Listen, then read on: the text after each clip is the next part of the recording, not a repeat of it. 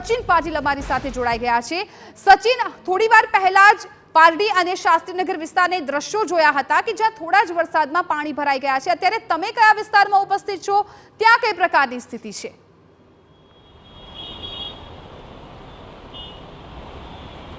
જિજ્ઞાસા, અત્યારે અમે છીએ શિવરંજની વિસ્તારમાં અને શિવરંજની વિસ્તારમાં આપ જે દ્રશ્યો છે જોઈ શકો છો।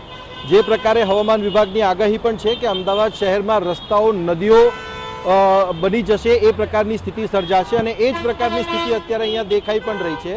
અને આપ જુઓ અત્યારે કે પાણી જે છે એ કેટલી હદે વહી રહ્યું છે અને એવું લાગતું જ નથી કે અહીંયા રસ્તો હોય। જે પ્રકારે પાણીનો પ્રવાહ પણ જોવા મળી રહ્યો છે અને સ્વાભાવિક રીતે પાણી વધારે હોવાને કારણે ટ્રાફિક ઉપર પણ એની મોટી અસર છે।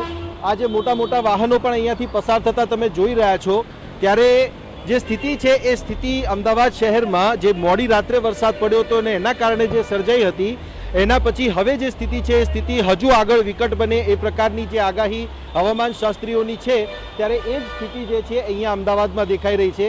આ જે રસ્તો છે આ જોધપુર તરફ જવાનો માર્ગ છે, જે માર્ગ ઉપર આ બસ અને વાહનો આપણે જતા જોઈ પણ રહ્યા છે। અને જે પ્રકારે વરસાદ અવિરત વરસી રહ્યો છે એના કારણે જે મુશ્કેલી છે એ મુશ્કેલી લોકોની ઘટવાનું નામ નથી લઈ રહી। સદનસીબે આજે જન્માષ્ટમી અને રજાનો દિવસ હોવાથી આ જે વરસાદને કારણે જે લોકોની મુશ્કેલી છે એમાં એટલો આપણને જોવા નથી મળી રહ્યું, પરંતુ જો જે દિવસે વર્કિંગ અવર્સ હશે અને સ્કૂલ વગેરે ચાલુ હશે તો કયા પ્રકારની પરિસ્થિતિ સર્જાઈ શકે છે એનો અંદાજો આપણે આસાનીથી લગાવી શકીએ છીએ।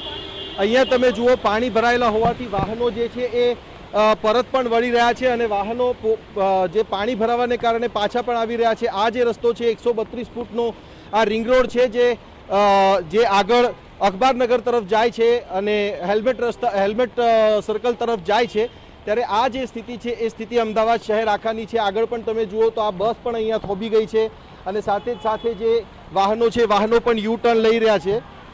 એટલે જે સ્થિતિ છે એ સ્થિતિ અમદાવાદ માટે બહુ સારી નથી અને જે લોકો બહાર નીકળી પણ રહ્યા છે ત્યારે હવામાન વિભાગની અને હવામાન શાસ્ત્રીઓની જે આગાહી છે એ આગાહી મુજબ વધારે રિસ્ક લેવાની જરૂર નથી।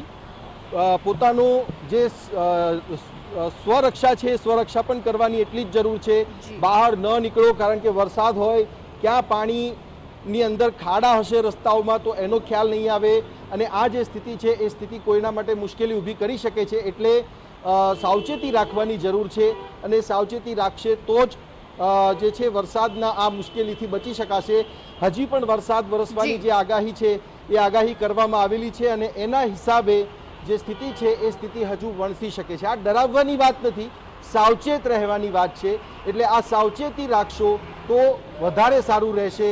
હવે સ્કૂલ માટે અને અન્ય જે જોબ વગેરેના જે કામો છે એના માટેની જે વાત છે, ત્યારે સરકાર એના માટે શું માર્ગદર્શિકા જાહેર કરે છે એ પણ જોવાની જરૂર છે, કારણ કે મુખ્યમંત્રી પણ જે છે એ સતત જે ટીમો છે એમના સંપર્કમાં છે, અલગ અલગ વિભાગો જે છે એમના સંપર્કમાં છે। એનડીઆરએફની ટીમોને બધાને એલર્ટ પણ કરવામાં આવ્યા છે અને આ જે સ્થિતિ છે એ સ્થિતિ ઉપર સરકારની પણ સંપૂર્ણ નજર છે। બિલકુલ સચિન, આગળ પણ આપણી પાસેથી માહિતી મેળવતા રહીશું। અત્યારે જે પ્રકારે અમારા સંવાદદાતાએ શિવરંજની વિસ્તારના દ્રશ્યો બતાવ્યા છે કે જ્યાં તમને ખ્યાલ જ નહીં આવે કે આ મેઇન હાઈવે છે જેના પરથી તમે રોજ પસાર થાવ છો, જે પ્રકારે દ્રશ્યો સામે આવ્યા છે, નદી જેવો માહોલ અત્યારે રસ્તા પર જોવા મળ્યો છે।